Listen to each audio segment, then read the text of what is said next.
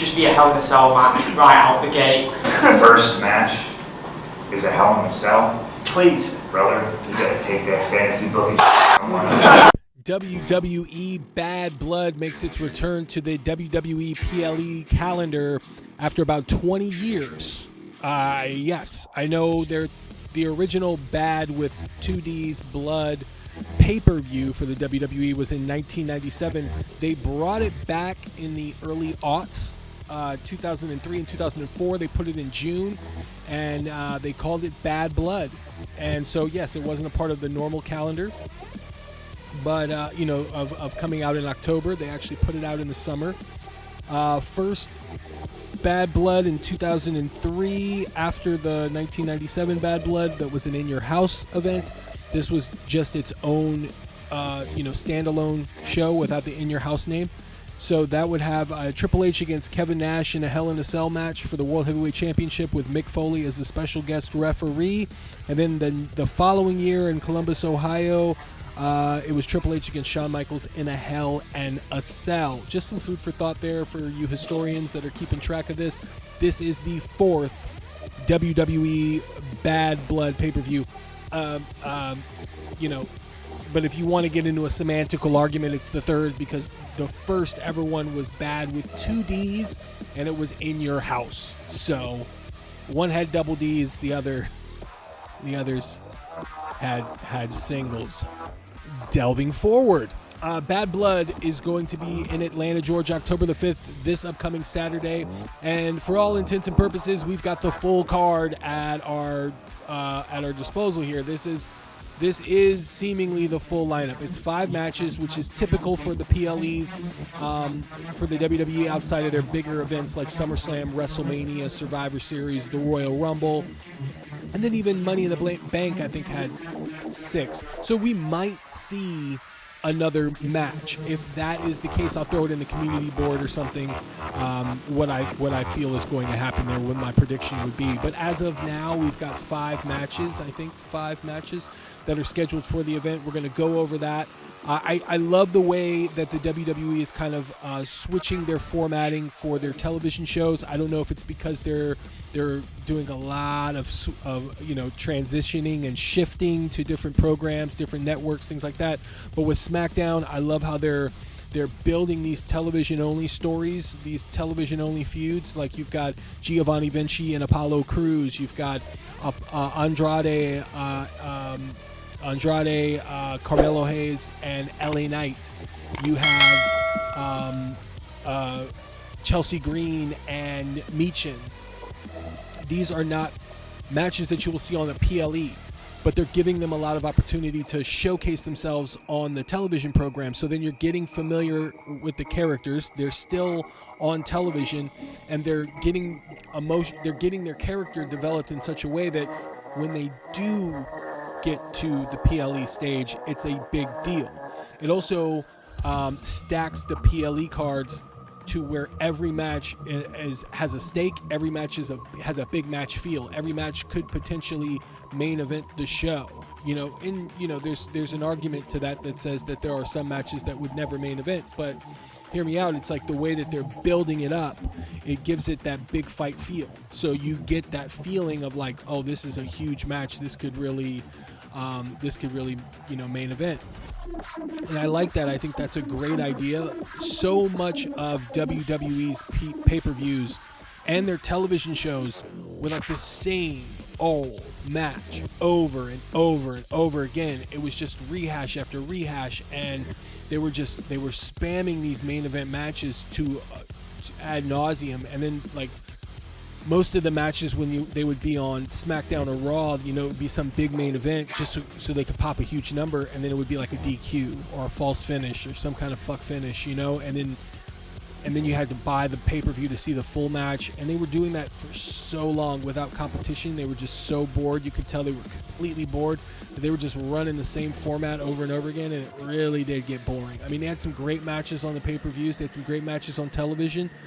But, I mean, man, did it just get boring seeing that same old format. So I do think it is refreshing to see that they are trying a new format, not only on their television programs, but also on their PLEs, because it provides some refreshing matches and also just kind of a fresh take on the programming. So like, even if you have Cody and AJ Styles going back to back to back, you haven't really seen that on television that much, and you even haven't seen them wrestle on television that much.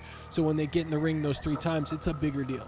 So just thought I'd throw that out there. It's, you know, it's kind of something that I noticed, and I liked it, what they were doing. But let's get into the show. 5 matches thus far, and like I said, if they add another match, then I'll make sure to go ahead and put what I think in the community thread.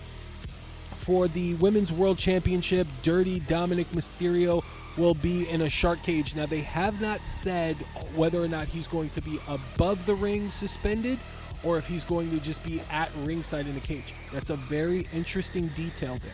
Okay, it's very interesting, because if he is suspended above the ring, it's going to be harder for him to interfere in the match. If he is at ringside in a cage, nefarious activities abound. So I had said in another video, it's probably going to either be in the description or it's going to be at the tail end of this video, where I felt like Rhea Ripley would break the key in the door of the cage to ensure that there is no interference at all. Or Dominic pulls out an extra key. There is no breaking of the key in the lock. He gets the key and breaks the lock himself, because, you know, he's a thug like that. And then he gets free and interferes in the match. That leads to Rhea Ripley giving him a riptide finally, but Liv Morgan rolls her up and gets the victory. And I think that is, those are 2 interesting scenarios there. I was definitely thinking that, you know, Dom should be locked up after doing something like that. Adam Pearce should have him arrested for breaking the rules of the match, and then he should spend a night in Georgia prison. And, you know, and then of course I referenced the Big Boss Man song, if you ever took a trip down to Cobb County, Georgia, because I'm an old head. So anyways, my prediction of the match, Liv Morgan. I think that is something like that's going to happen, where Liv Morgan gets the win via a roll-up, via interference, some kind of nefarious activity, because right now they're taking away all interference, they're taking away all distractions from Liv Morgan, seemingly giving us an idea that Rhea is definitely going to win this. And that is when they stack the deck, or they throw something out that's a curveball that most people are probably not going to be thinking about, that allows Liv Morgan to win, to continue this feud, because there was a dominant tag team victory between Rhea and Damian Priest on the previous PLE that they won pretty decisively. So that tells me that you're probably going to see Liv Morgan getting the victory here. So I'm going with Liv Morgan. For the WWE Women's Championship, Nia Jax defends against Bayley. Now, they've been teasing for a while now some dissension between Tiffany Stratton and Nia Jax. I didn't stutter. I mean, that's what I call her. I call her Tiff. But there has been some dissension between those two. Nia Jax put her whole hand around her neck, Tiffany's neck, and told her that, you know, if this goes bad for me, it's going to go really, really bad for you. And I'm paraphrasing, but it was something like that. I think because of that, you should keep your eyes out on Tiffany. She might be thinking about cashing in on that championship, trying to get that win there, you know, unless she gets in the good graces of Nia again before that. But they don't have a whole lot of time. I think they got one more SmackDown before we get to the PLE. So I'm thinking keep your eyes on Tiff. She might have something to do with this. I don't think Bayley is in line for another championship run currently. So my money is going to be on Nia Jax. I think Tiffany helps Nia secure the bag, get the victory, and retain the championship, so that all of our you know, preconceived notions that there's going to be a split are just put off for a little bit longer. I think they're going to keep that briefcase around for just a little bit longer. So I'm going to go with Nia Jax on that, but definitely keep your eyes on Tiffany's eyes, because not only are they hypnotizing, but also she might have something up her sleeve. So stay tuned for that. Damian Priest against Finn Balor in a grudge match. There's no stipulation, no lazy booking at all to be seen. So the question is, do they have the Judgment Day go 2-0? Damian Priest had a dominant tag team victory over the Judgment Day at the last PLE with Rhea Ripley. However, the last singles match that he had on a PLE, he lost because of Finn Balor, and that was at SummerSlam. So do they give him the win and get the singles match back even after all of his dominance? I'm going to say yeah. Just like Finn Balor. Yeah. I'm going to say Damian Priest wins this one. I think that there is going to be some interference. I'm waiting to see another heavy join the Judgment Day. And I don't mean like a big dude. I mean, actually, I do. I mean a big dude. I mean somebody that's going to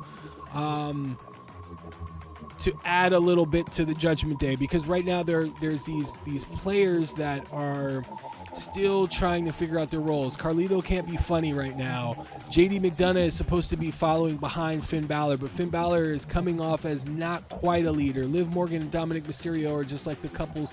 They're missing that leader. You know what I'm saying? They're missing that like guy that's leading the pack. And I think that Finn Balor could be that guy, but I just don't think the way we're currently seeing this character is that he's actually a leader. He's like, we don't want leaders around here. We don't want them.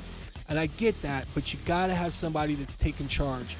Now, I've heard a lot of Raquel Rodriguez coming back and possibly aligning with Liv Morgan. There is a little history there between Raquel Rodriguez, Liv Morgan, and Rhea Ripley, so I could see that happening. I don't know if necessarily Raquel would align with Liv Morgan, but she would definitely have her eyes on Rhea Ripley the way that Liv Morgan has her eyes. So while Rhea is chasing Liv, Raquel is chasing Rhea, or something like that, right? But they do need a big guy to come in and go after Damian Priest. I was putting out a theory that it would be Baron Corbin because there's not much going on with him on SmackDown. If he shows up and runs the Judgment Day, they're kind of a biker gang. He's kind of a biker dude. I think it would have been a perfect pairing, a match made in heaven or hell, depending on how you look at it.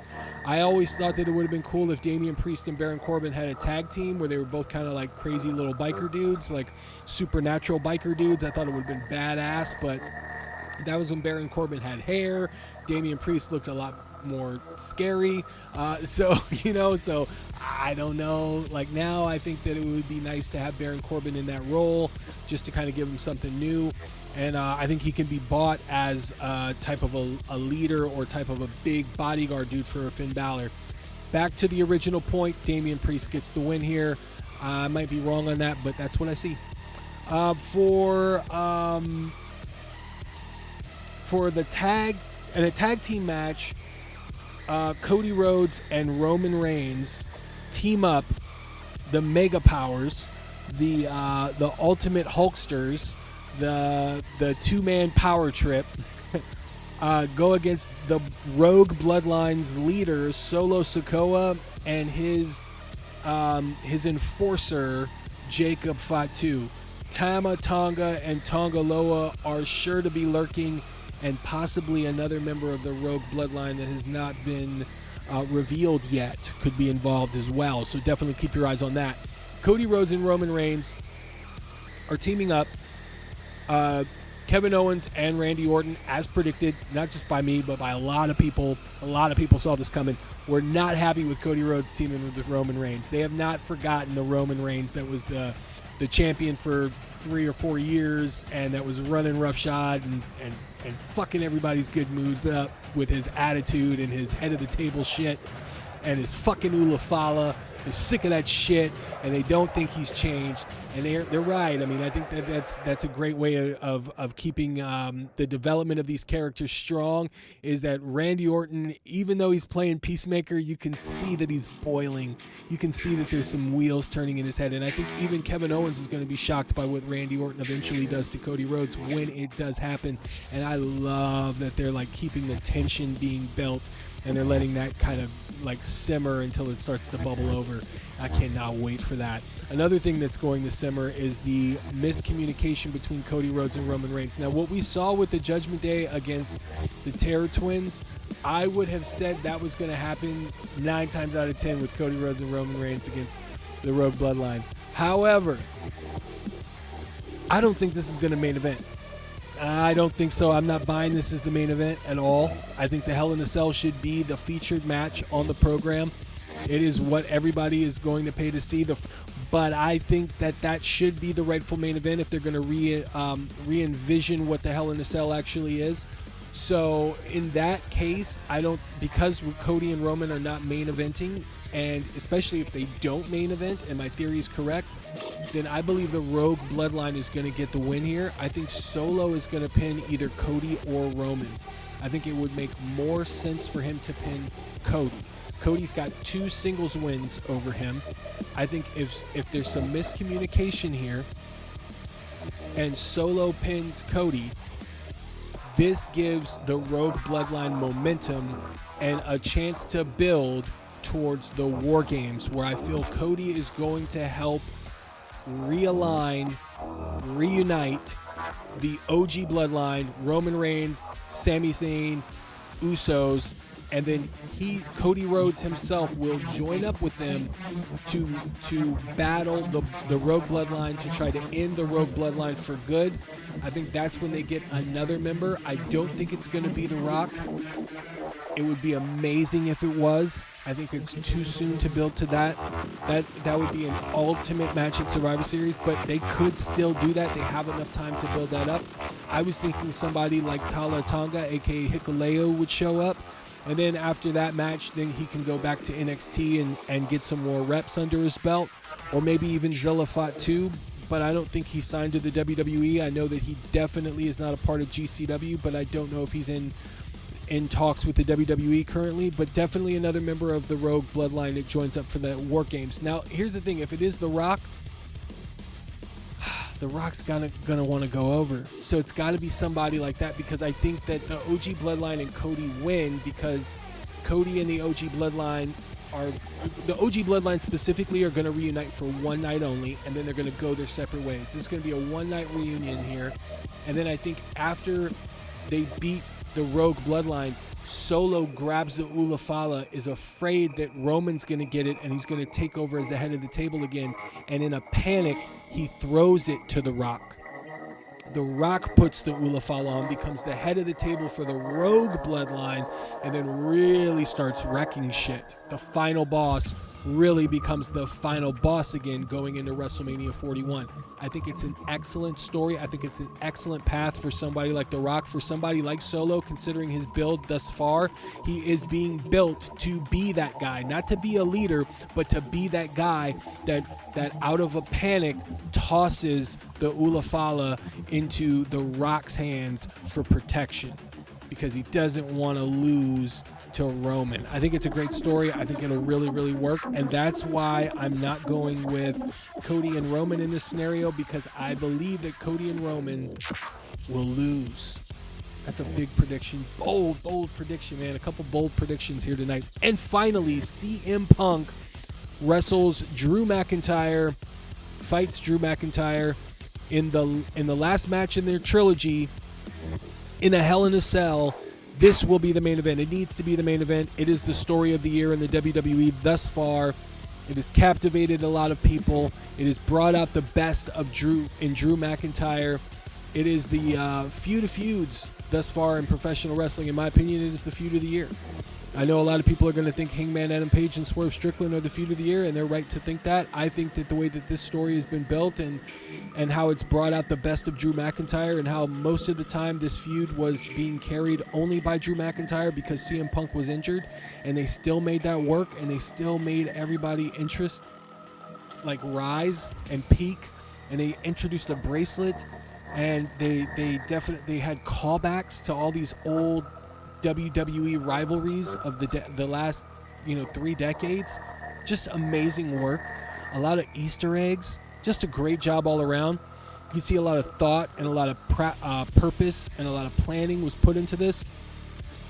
So in this match, I think you're going to see a lot of craziness. I think there's going to be a lot of blood, and I think this is why it should go on last, because this is the final chapter. Now, I by no means believe that this is the final match between CM Punk and Drew McIntyre. I believe they are going to meet again one day down the line, but I think this is an opportunity to close the chapter, get them moving on to different programs. CM Punk against Gunther, Drew McIntyre against Sheamus, or some other type of, maybe even Bronson Reed, or something along those lines. Get him out of that feud with CM Punk and then bring Seth Rollins in to feud with CM Punk thereafter, and then maybe move Drew to SmackDown or keep Drew on Raw and have him feud with, I mean, man, there's so many. I was thinking, like, for the Intercontinental Championship with Jey Uso. They can do a couple of things with Drew after he moves on from CM Punk here. But CM Punk is going to win this. I got my money on CM Punk here. I think CM Punk wins. He deserves to win. It's like every action movie arc. It's every Joseph Campbell, narrated story where CM Punk has been brutalized by Drew McIntyre most of the year. There have been a couple of instances where I felt that CM Punk was actually doing some things that would warrant him being jeered, booed, and I understand that I was wrong on that assessment. I do think that they're doing that to kind of like get you prepared for him to actually turn heel, to show you that he's been an asshole all along, It's kind of like with Jerry Lawler and Bret Hart. Jerry Lawler hated Bret Hart all through the 90s, and then in like 97 when he turned heel with the Hart Foundation, Jerry Lawler was like, see, I told you. It's the same with Hulk Hogan and Bobby Heenan, man. Bobby Heenan was like, I told you that fool Hulk Hogan was a trip, I think that's kind of where they're going here with the CM Punk story, is like eventually you'll see these small little hints of him being an asshole, and then eventually the real asshole CM Punk will come out. But until then, we get to play around with this idea of him being a hero. He beats Drew McIntyre. He gets his ass chopped down by Gunther, and then he goes back and starts feuding with Seth Rollins, and I think that's when you start to see asshole Punk reemerge and come out. He's got a lot more material for Seth Rollins than he had for Drew McIntyre, in my opinion. So I think that there's a lot more to play with in that feud than with Drew McIntyre, although I still think this Drew McIntyre feud has been extraordinary. So I do think CM Punk is going to win that one. I got my money on that, and that's my predictions. I think it's on paper, it's a stellar card, man. And like I said, with them doing like the TV only storylines, they're allowing for less filler, and that's all due respect to the performers involved. But sometimes back in the day, WWE would just throw people in the ring together because they wanted to get them on the pay-per-view, and there really was no story there. There was nothing to keep you interested. It was a popcorn match, where you can go grab popcorn, use the restroom, things like that, and they're doing less of that now. They're chopping down the fat, and they're getting right to the meat. And they're still allowing you to see those other performers that didn't make the PLEs all across the television show. And I just think it's done a lot better with that format. But what do you guys think? Do you think that I'm correct in my predictions for these matches coming up at Bad Blood? You guys let me know what you think in the comments. Thumbs up on the way out, you guys. Thanks again for watching the channel. And as always, stay tuned for more.